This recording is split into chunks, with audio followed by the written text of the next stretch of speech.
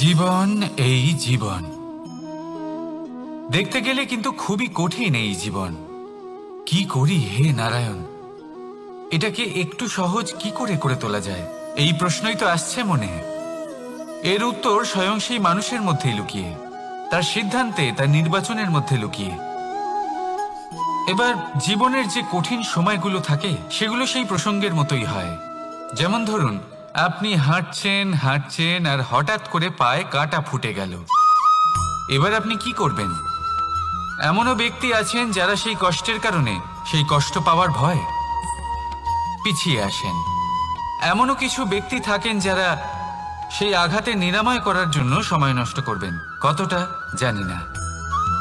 এমনও কিছু ব্যক্তি থাকতে পারেন যিনি হয়তো সেই কাঁটাকে তুলে নিয়ে তার ব্যবহার গজালের মতো করবেন, তাকে দেওয়ালে পুঁতে একটা সুন্দর ছবি লাগাবেন যাতে সেই দেওয়াল আরো সুন্দর দেখতে মনে হয়।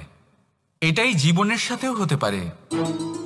এবার দেখুন, জীবন হলো কঠিন নাকি অত্যন্ত কঠিন সেটা গুরুত্বপূর্ণ নয়, সেটাকে সরল করার জন্য আপনি কি করছেন সেটা গুরুত্বপূর্ণ।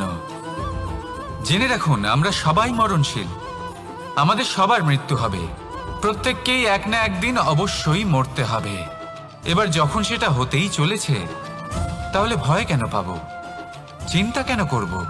দুশ্চিন্তা করলে কি এর সমাধান হয়ে যাবে? কখনোই নয়। যা প্রারব্ধ তা হবেই।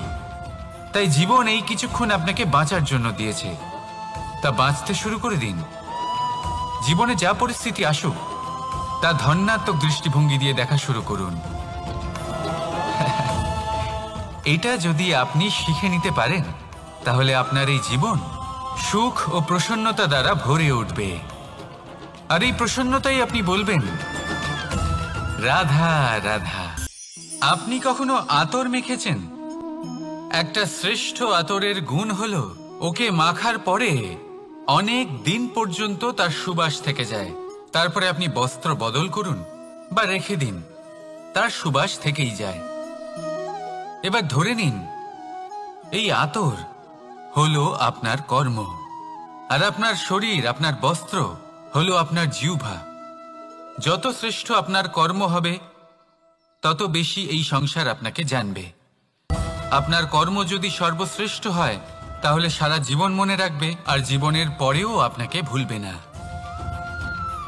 এই কর্ম ধর্ম ভেবে পালন করবেন, কারণ এই চিন্তা ভাবনাই সত্য হয়ে সামনে আসে।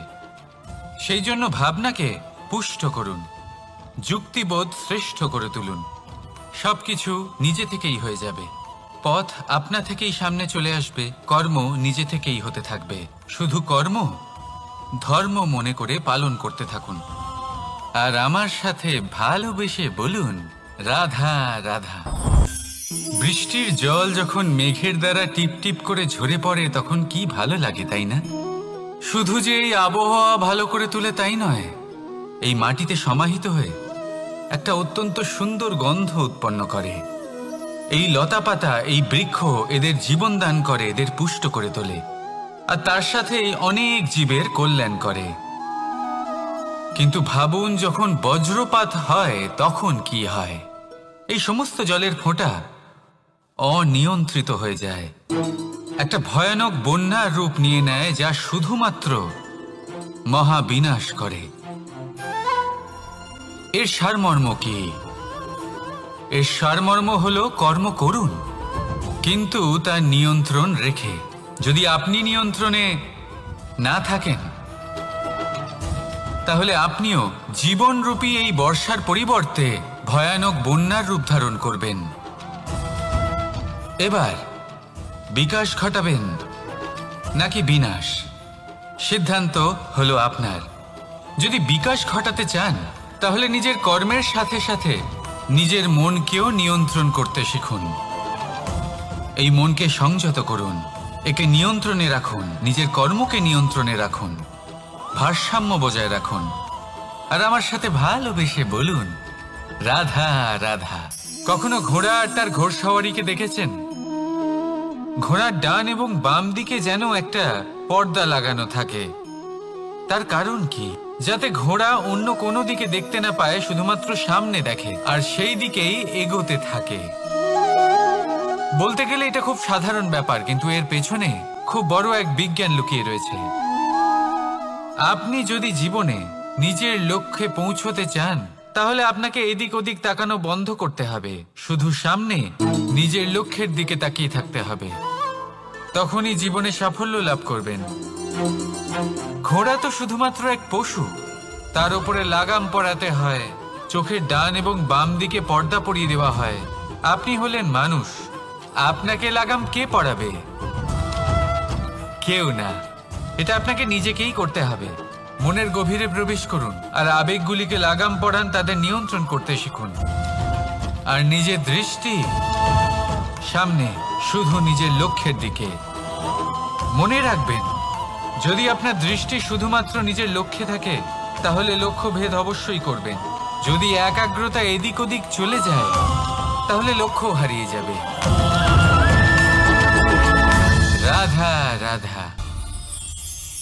যথা রাজা তথা প্রজা, যথা বীজ তথা বৃক্ষ, যথা ভূমি তথা অঙ্কুর। কি সুন্দর শব্দ এগুলি! আর যতটাই সুন্দর ততটাই গভীর হলো তার অর্থ। যেমন রাজা হবেন, প্রজা তেমনই হবেন। যেমন ভূমি হবে, অঙ্কুরও তেমনই হবে। কখনো গভীরে গিয়ে এই কথার অর্থ বোঝার চেষ্টা করেছেন আপনি? রাজা এই শব্দের মূল হলো রজ। রজ কথার অর্থ হলো মাটি। অর্থাৎ রাজা হলেন তিনি যিনি মাটির সাথে যুক্ত। রাজা হলেন তিনি যিনি প্রজাদের সম্মান করবেন, তাদের যত্ন নেবেন, তাদের চোখে জল দেখলেই চিন্তিত হয়ে উঠবেন, তাদের অশ্রু মোছার জন্য সমস্ত সম্ভাব্য চেষ্টা করবেন, তাদের সুখী রাখার জন্য সমস্ত চেষ্টা করবেন। রাজা এরকম হয়। এবার এই সমস্ত গুণ যদি একজন রাজার মধ্যে না থাকে, তাহলে প্রজার মধ্যে অসন্তোষ দেখা যায়। আর এই অসন্তোষ বিদ্রোহের রূপ নেয়। আর এই বিদ্রোহ যে কোনো রূপেই হলো বিনাশকারী। তাহলে রাজার উচিত প্রজাদের রক্ষা করা, এবং প্রজাদেরও উচিত রাজার প্রতি বিশ্বাস রাখা, তার অনুকরণ করা।